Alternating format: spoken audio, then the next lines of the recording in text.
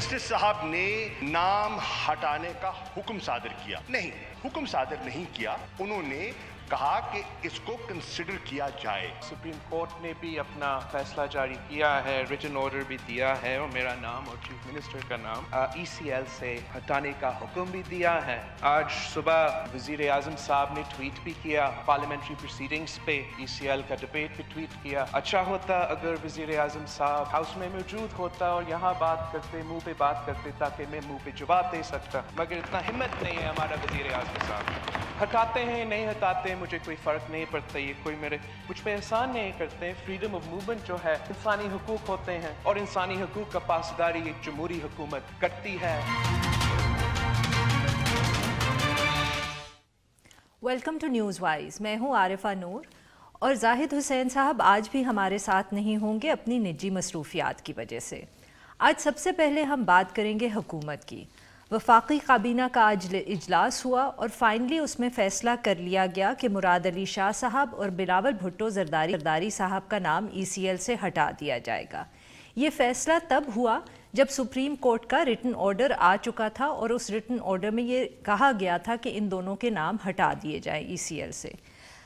यही मगर इसके साथ साथ ही इमरान खान साहब ने आज एक ट्वीट कर दी जिसमें उन्होंने पूछा कि सियासतदान ECL से इतना डरते क्यों हैं, और उन्होंने कहा शायद वो इसलिए घबराते हैं क्योंकि वो मुल्क में रहने से बेहतर उनको लगता है कि वो मुल्क से बाहर रहें।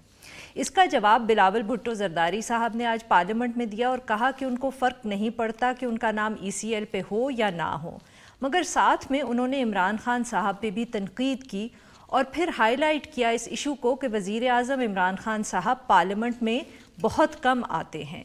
इस इशू पे बहुत तनकीद हो रही है वज़ीर आज़म साहब के हवाले से कि वो पार्लियामेंट में बहुत कम आते हैं, जबकि शुरू में उन्होंने वादा किया था कि वो बहुत रेगुलरली आएंगे। इन सब इश्यूज़ पे बात करने के लिए आज हमारे साथ मौजूद है नईमुल हक साहब, जो special assistant to the PM on political affairs हैं। Welcome to the show Naeem साहब। बहुत बहुत शुक्रिया आपका आरफा जी।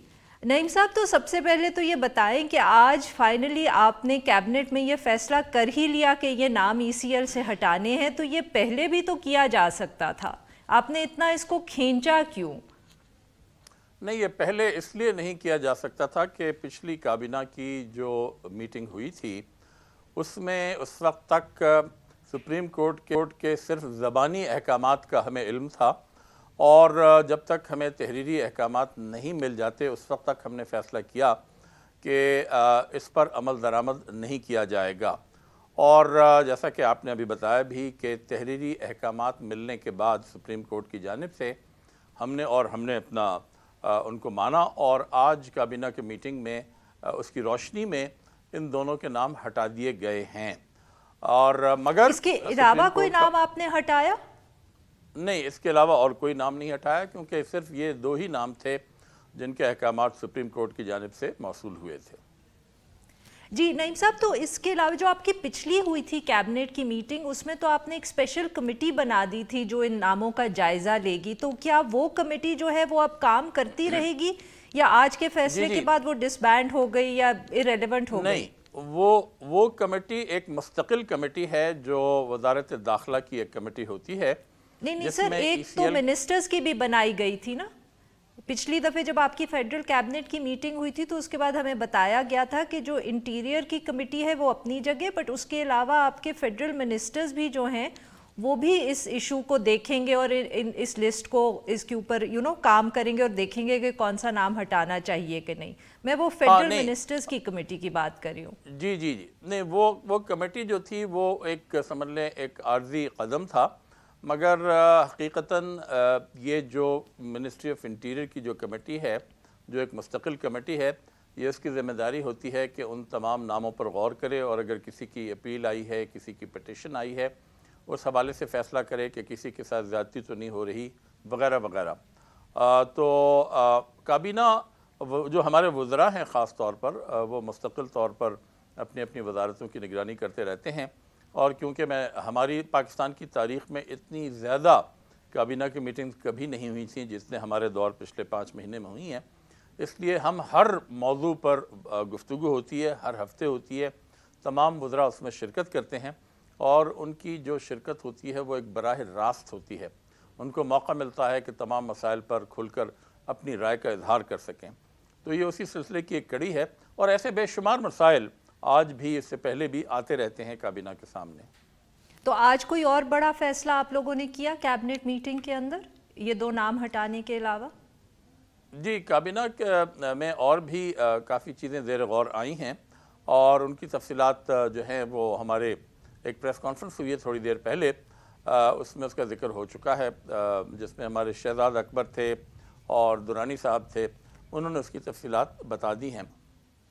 نعیم صاحب، اب یہ ہمیں بتائیں کہ وزیر اعظم صاحب جو ہیں وہ پارلیمنٹ میں کب سے آئیں گے اور کتنی ریگولرلی آئیں گے، اور جو آپ کا وعدہ تھا آپ کی جماعت کا اور وزیر اعظم صاحب کا کہ وہ کویسچن آور بھی آ کے کریں گے پارلیمنٹ کے اندر، وہ کب سے شروع ہوگا؟ کیونکہ آج ذرائع سے خبر تو چل رہی تھی کہ وزیر اعظم صاحب پارلیمنٹ میں آ رہے ہیں. جی وہ آ رہے ہیں، ان کو آنا بھی تھا. اب وہ اس آئندہ آنے والے ہفتے سے باقاعدگی سے پارلیمنٹ میں آیا کریں گے، اور کویسچن اور بھی شروع ہو رہا ہے. آنے والے ہفتے سے یہ اب آپ ہمیں خبر دے رہے ہیں کہ وہ آئیں گے اگلے ہفتے سے پارلیمنٹ کے اندر؟ بالکل آئیں گے.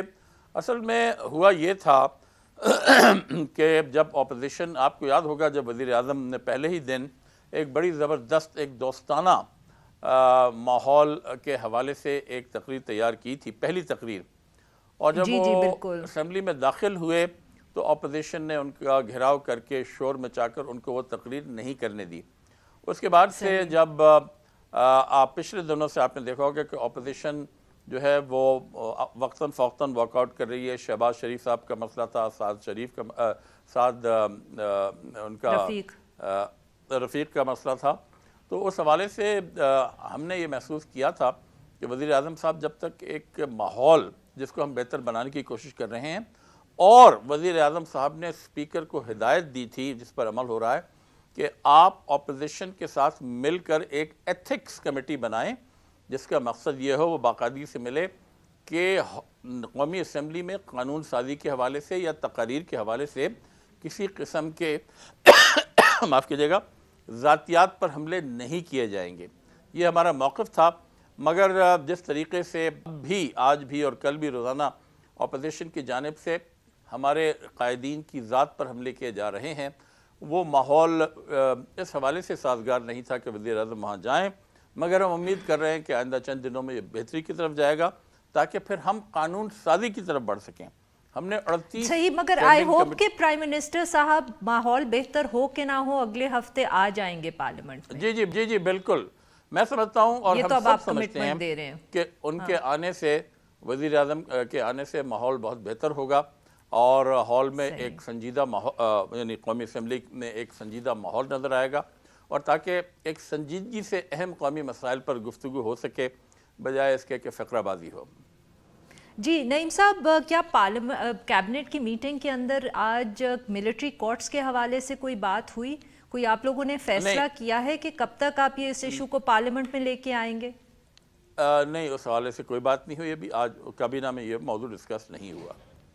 بٹ کچھ آپ ہمیں بتا سکتے ہیں کہ آپ کی حکومت کیا سوچ رہی ہے؟ کیا آپ ان کو 2 سال کی اور ایکسٹینشن مانگیں گے یا کچھ کم عرصے کے لیے ایکسٹینشن مانگیں گے؟ What is the government thinking about this issue? نہیں، ہم سنجیدگی سے غور کر رہے ہیں، اور اس حوالے سے اس وقت کچھ کہنا قبل از وقت ہوگا، مگر انشاءاللہ چند دنوں میں یہ ہماری پوزیشن جو ہے وہ واضح ہو جائے گی اس حوالے سے. بٹ نعیم صاحب، اس کے ساتھ ساتھ کیونکہ آپ کی حکومت کے جتنے بھی ابھی تک منسٹرز یا ریپرزینٹیٹیو آئے ہیں اور وہ بات کرتے ہیں، وہ ہمیشہ ساتھ میں یہ بھی بات کرتے ہیں کہ آپ P M L N unlike P M L N ضرور جوڈیشل ریفارمز کریں گے. تو کیا اس کے وہ جو ریفارمز ہیں ان کے بھی بلز پہ کوئی ڈسکشن ہو رہی ہے حکومت کے اندر؟ ہمارے کئی بلز تیار پڑے ہیں، وہ انشاءاللہ ہم بہت جلد قومی اسمبلی میں پیش کریں گے، جن کا تعلق نہ صرف جوڈیشل ریفارم سے ہے بلکہ ہماری قومی زندگی کے اور جو پہلو ہیں ان کے حوالے سے بھی ہم کافی قوانین میں تبدیلی لانا چاہتے ہیں. اور اس سلسلے میں ہمیں امید ہے کہ اپوزیشن کی پارٹی جن کو ہم نے 38 میں سے 18 اسٹینڈنگ کمیٹی دی ہیں وہ تعاون کریں گی، کیونکہ یہ تمام قوانین پاکستان اور پاکستان کے عوام کی بھلائی کے لیے ہیں. ان کا تعلق کسی تحریک انصاف کے کسی ایجنڈے سے نہیں ہے بلکہ قوم کے ایجنڈا سے ہے. اور مجھے یقین ہے اور امید کرتا ہوں کہ اپوزیشن بھی ایک سنجیدہ رویے کا مظاہرہ کرے گی اس حوالے سے. تھینک یو سو مچ نعیم صاحب, آپ نے وقت نکالا سے بات کی. ناظرین, now we'll take a short break, اور جب ہم بریک سے واپس آئیں گے تو ہم بات کریں گے چیف جسٹس ثاقب نثار کی, جن کا ٹینیور آج مکمل ہو رہا ہے. Stay with us.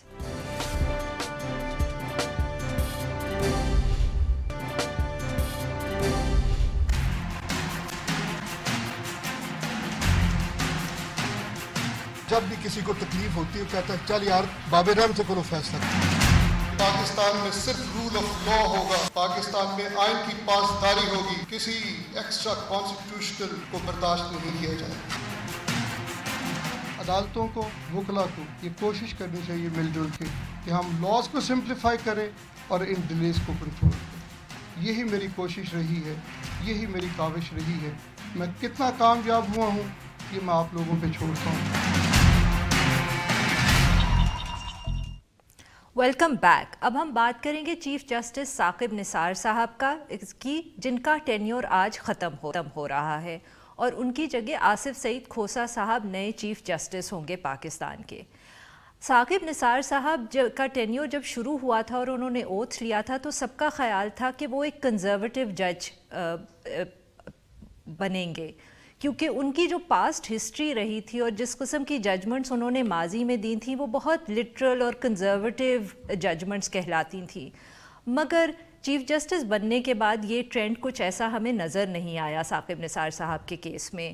Judicial activism ہم نے بہت دیکھی سپریم کورٹ میں, انہوں نے ہر چیز پہ سو موٹو نوٹس لیا, چاہے واٹر شارٹیجز ہوں یا ڈیم کی تعمیر ہو یا ٹیکسز ہوں, اسکول کی فیس ہوں, سیاستدانوں کی ڈسکوالیفیکیشن ہو, کوئی ایسا ایشو نہیں تھا جو ثاقب نثار صاحب نے ٹیک اپ نہیں کیا. بلکہ کچھ لوگوں کا تو یہ خیال تھا کہ وہ افتخار چودھری صاحب سے بھی آگے نکل گئے جوڈیشل ایکٹیویزم کے حوالے سے.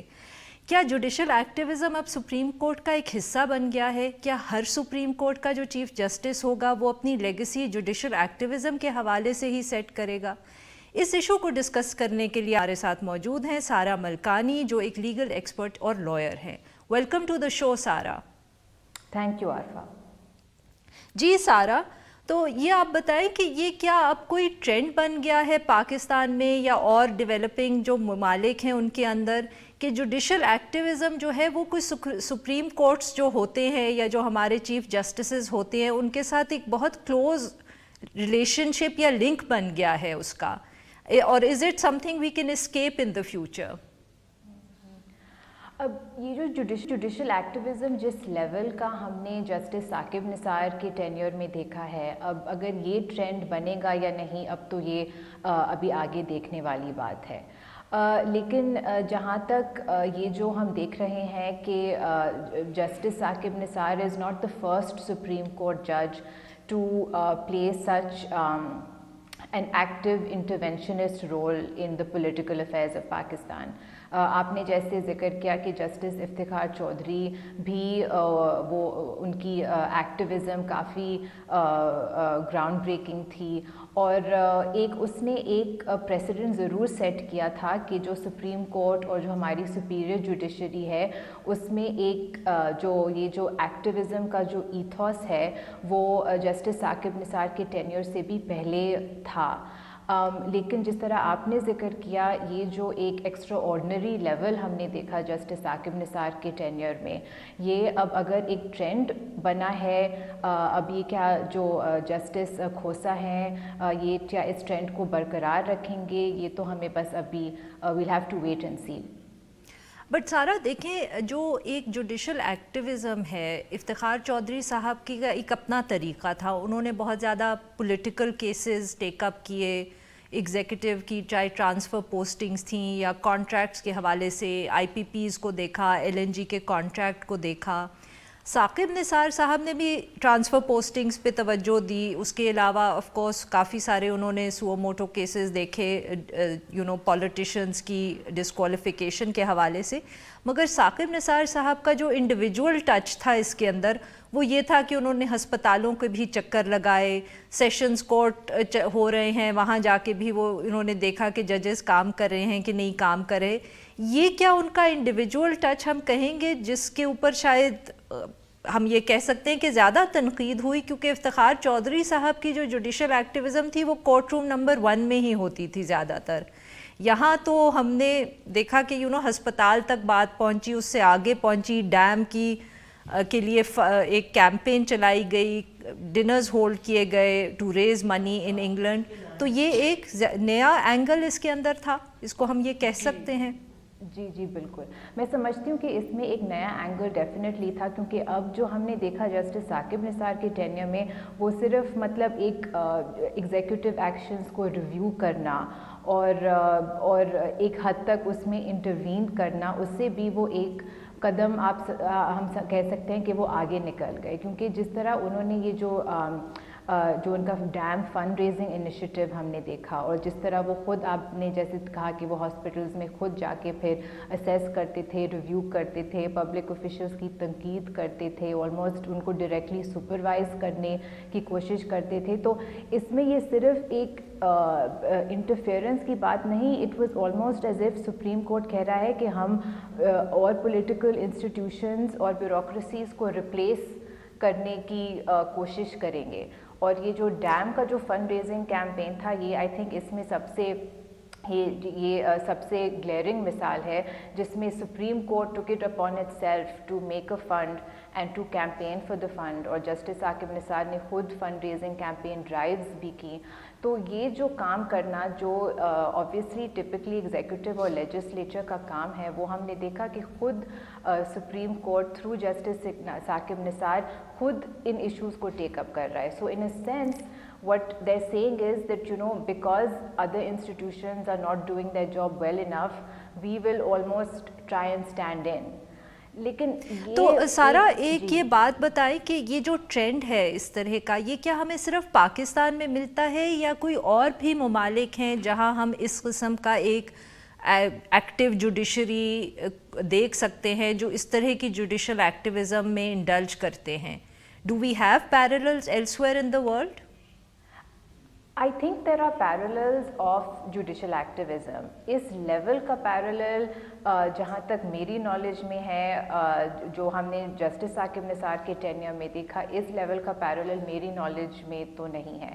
لیکن جہاں تک یہ کہ ایک جوڈیشری ایک جو انٹرونشنسٹ رول پلے کرے اور جو اور برانچز آف گورنمنٹ ہیں ان کو ذرا کلوزلی سپروائز کرے اور ان کا ریویو کافی انٹینس ریویو ہو, وہ ہم اور جورسڈکشنز میں بھی دیکھتے ہیں.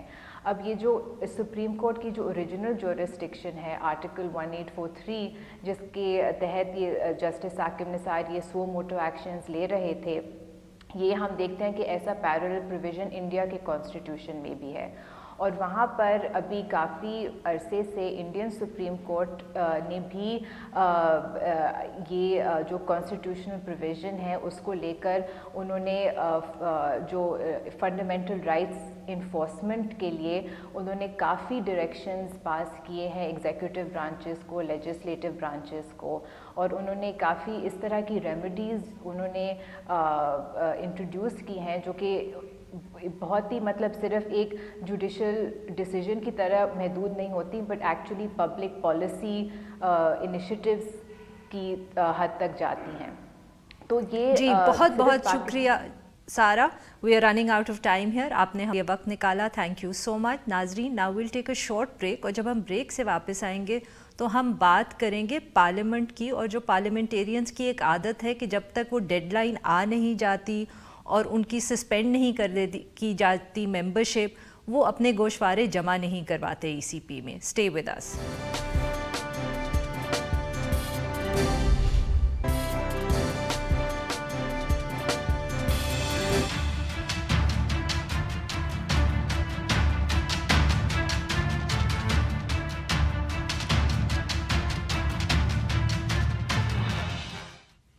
Welcome back. اب ہم بات کریں گے جو ایک ہمارا سالانہ اینیول پولیٹیکل مسئلہ ہوتا ہے, اور وہ ہوتا ہے کہ پارلیمنٹیرینز جو اپنے گوشوارے جمع نہیں کرواتے الیکشن کمیشن کے پاس. ہر سال ڈیڈ لائن آتی ہے, اس کے بعد ہمیں خبریں ملتی رہتی ہیں کہ ڈیڈ لائن قریب آ رہی ہے, اتنے لوگوں نے جمع کروائے ہیں, اتنوں نے نہیں کروائے, پھر ڈیڈ لائن گزر جاتی ہے, پھر ان کی جو ممبرشپ ہے پارلیمنٹ کی وہ سسپینڈ کی جاتی ہے اور اس کے بعد فائنلی جو یہ پروسیس ہے وہ مکمل ہوتا ہے.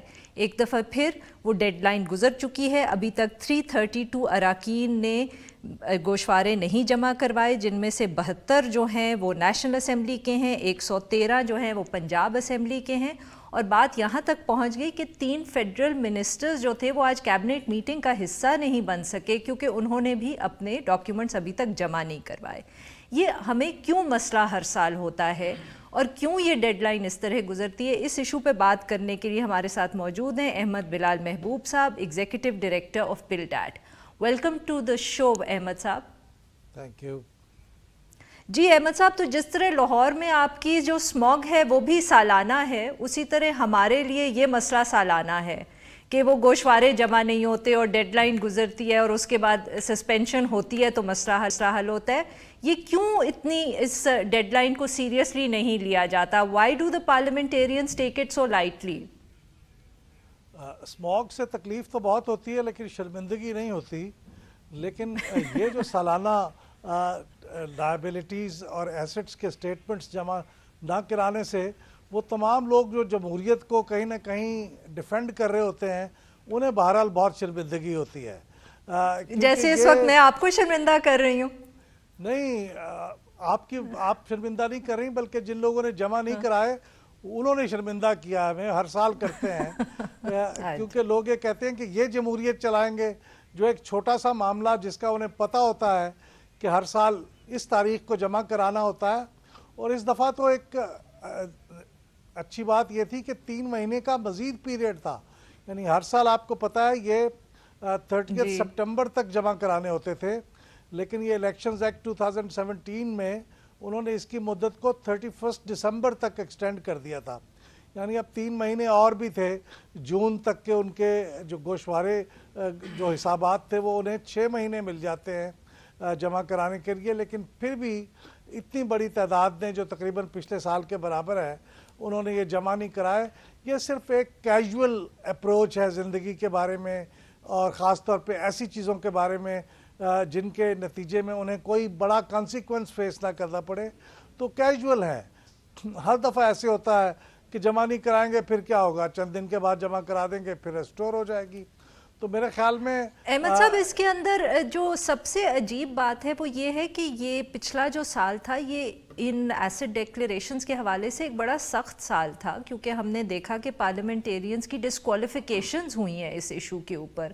تو خیال ہمارا یہ تھا کہ شاید نواز شریف صاحب اور جہانگیر ترین صاحب کے کیس کے بعد پارلیمنٹیرینز ان ڈیکلیریشنز کو بہت سیریسلی لیں گے اور ان کو زیادہ ایکیوریٹلی فل آؤٹ بھی کریں گے، بٹ ساری ڈیڈ لائنز کو بھی وہ فالو کریں گے. بٹ یہ جو پارلیمنٹ کا اور جو ای سی پی کا جو کنڈیشن ہے لگتا ہے اس پہ تو بالکل کوئی سنجیدگی نہیں آئی.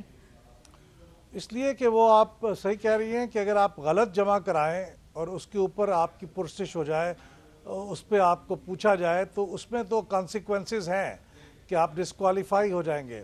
لیکن آپ اگر جمع نہ کرائیں تو اس کا کوئی سیریس کانسیکوینس نہیں ہے. آپ سسپینڈ ہو جائیں گے، 10-15 دن کے بعد آپ پھر جمع کرا دیں گے اور پھر آپ ریسٹور ہو جائیں گے. جی تو احمد صاحب اس کی سگنیفیکنس کیا ہے جو آپ نے کہا کہ اب کوئی اعتراض نہیں کر سکتا؟ آر یو سیئنگ کہ اگر اس کے بعد فار ایگزامپل جیسے کوئی ڈسکوالیفیکیشن کا کوئی کیس آتا ہے ان ڈاکیومنٹس کی بیسس پہ تو وہ اب مطلب کہ لیگلی جورسڈکشن نہیں ہوگی کیونکہ 120 دن اگر گزر گئے، آپ یہ کہہ رہے ہیں؟ دیکھیے اس کی انٹرپریٹیشن تو الٹیمیٹلی سپریم کورٹ ہی کرے گی، لیکن یہ اس وقت ایک نئی چیز ہے جو قانون میں ہے. یہ آپ کے سیکشن 137 کے سب سیکشن 4 میں اس میں یہ لکھا ہے کہ یہ ممبرز جو ہیں statement of assets and liabilities under the section which is found to be false in material particulars he may within 120 days from the date of submission of the statement be proceeded against for committing the offence of corrupt practice. یعنی اس سے میں یہ مطلب سمجھتا ہوں کہ اگر کسی نے ان کے خلاف کوئی پروسیڈنگز کرنی ہے تو وہ جمع کرانے کی 120 دن کے اندر ہو سکتی ہیں. اس کے بعد پھر اس کے اوپر آپ اعتراض نہیں کر سکتے اور ان کے اوپر کوئی پھر وہ کارروائی نہیں ہو سکتی. میری انٹرپریٹیشن یہ ہے، یہ پہلے قانون میں نہیں تھا. ये नए कानून में है। सही, ये नया आया है। अहमद साहब, तो ये जो coming back to the original question कि इतना इसको नॉन सीरियसली पार्लियामेंटेरियंस लेते हैं, तो आपका क्या ख्याल है कि क्या तो इसकी जो सज़ा है, पेनल्टी है पार्लियामेंट में, वो बढ़ा देनी चाहिए, या ये कंडीशन जो है कि गोशवारे वो जमा करवाएं, ये ऑल टुगेदर वैसे ही निकाल देनी चाहिए? इसका हल क्या है? नहीं, इसका हल तो यही है कि इसकी जो सज़ा है वो बढ़ा देनी चाहिए। अगर वो एक ख़ास डेट तक, देखिए ना, आपने 3 महीने का टाइम इन्हें पहले देते थे, अब 6 महीने का टाइम दे दिया है, और उसके बाद फिर 15 दिन का ग्रेस पीरियड है। तो मेरे ख्याल में जो 15 दिन के ग्रेस पीरियड में भी जमा ना कराए, उसको तो मेरे ख्याल में डिस्क्वालिफिकेशन का केस उसके खिलाफ बनना चाहिए मेरे ख्याल में, और उसका कम से कम रेफरेंस भेज देना चाहिए डिस्क्वालिफिकेशन का, जिसे वो भुगते। क्योंकि इसको ख़त्म करना तो बिल्कुल सही नहीं होगा, क्योंकि आवाम को पता चलना चाहिए कि उनके इलेक्टेड रिप्रेजेंटेटिव्स की क्या कंडीशन है, उनकी इनकम की, उनकी लायबिलिटीज़ की, उनके एसेट्स की। लेकिन इसकी सज़ा को सख्त करना चाहिए। लेकिन ये एक और चीज़ भी रिफ्लेक्ट करता है, ये आपको बताता है कि जनरली हमारे सियासतदानों की और अच्छे खासे बड़े जो सीनियर सियासतदान हैं, उनकी अप्रोच सियासत के बारे में और अपने कामों के बारे में कितनी संजीदा है। यानी इसके अंदाज़ा लगाएं कि जब हुकूमत पे होते होंगे और उन पर जिम्मेदारियां होती होंगी तो वो कितनी संजीदगी से लेते होंगे। क्योंकि अगर इतनी छोटी सी चीज़ जिसका उन्हें बहुत पता है उसको संजीदगी से नहीं लेते, तो अगर हमारे सियासी हालात और हमारी गवर्नेंस की हालात ख़राब है तो उसकी वजह यही है कि ये लोग इसको संजीदगी से नहीं लेते और उसके नतीजे में हालात ख़राब होते हैं। अपना जो इनका एटीट्यूड है गवर्नेंस की तरफ और अकाउंटेबिलिटी, ट्रांसपेरेंसी की तरफ, वो रिफ्लेक्ट करता है। जी, बहुत बहुत शुक्रिया अहमद साहब, आपने वक्त निकाला और हमसे बात की। नाजरीन, now will take a short break, और जब हम ब्रेक से वापस आएंगे तो हम बात करेंगे मंटो फेस्टिवल की, जो लाहौर में होना था मगर फॉर द टाइम बीइंग उसको पोस्टपोन कर दिया गया है। Stay with us.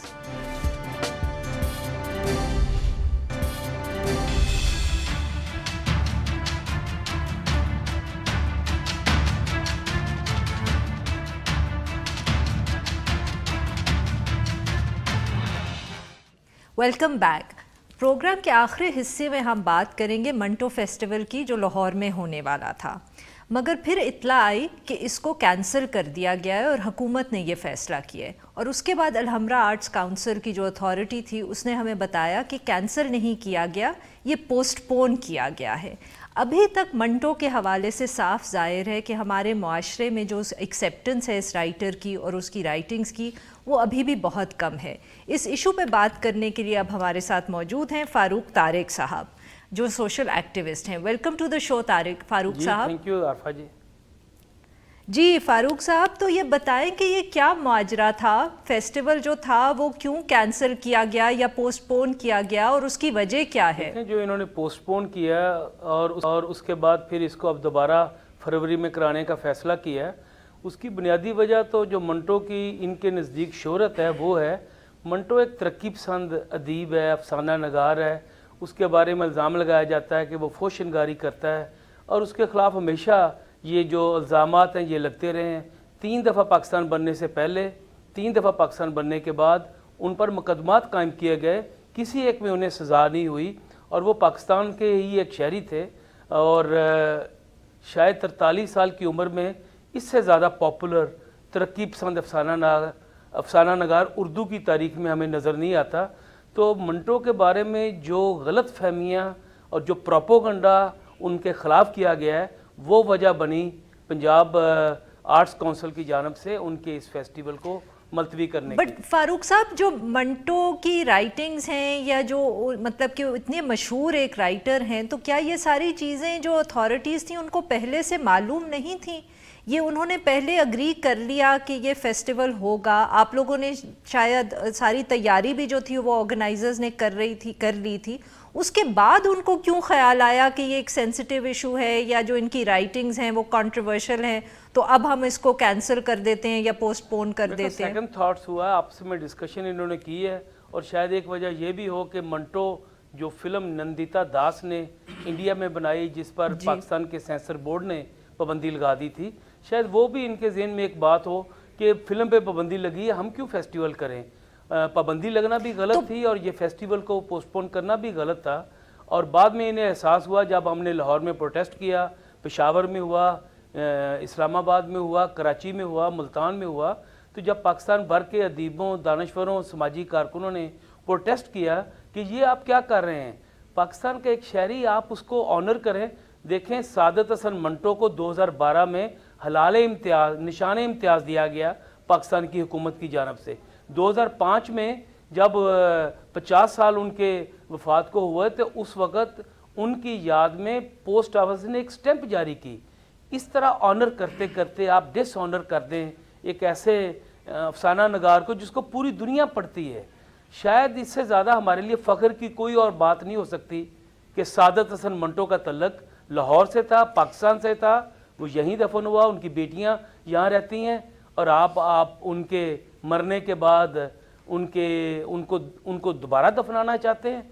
इस तरह तो उन्हें। फारूक साहब, तो क्या प्रोविंशियल अथॉरिटीज़ ने आपको कोई नई डेट दी है, या ये अब जो ऑर्गेनाइजर्स हैं उन्होंने नई डेट देनी है? मतलब कहने का ये मकसद है कि अब ये क्लियर हो गई है बात और कोई तारीख तय हो गई है जिस पे ये फेस्टिवल अब होगा, या अभी उन्होंने सिर्फ आपको तसल्ली देने के लिए ये कहा है कि हाँ हम इसको होने देंगे, मगर तारीख तय नहीं हुई? लेकिन अब तसल्ली नहीं है, हमें श्योरिटी दी गई है कि ये फेस्टिवल अब होगा और लाहौर में होगा। हम इसको वेलकम करते हैं और इसी तरह हम ये भी मुतालबा करते हैं, और ख़ास तौर पे इमरान खान साहब वज़ीर-ए-आज़म से, कि मंटो की फ़िल्म पर पाबंदी किस लिए लगाई?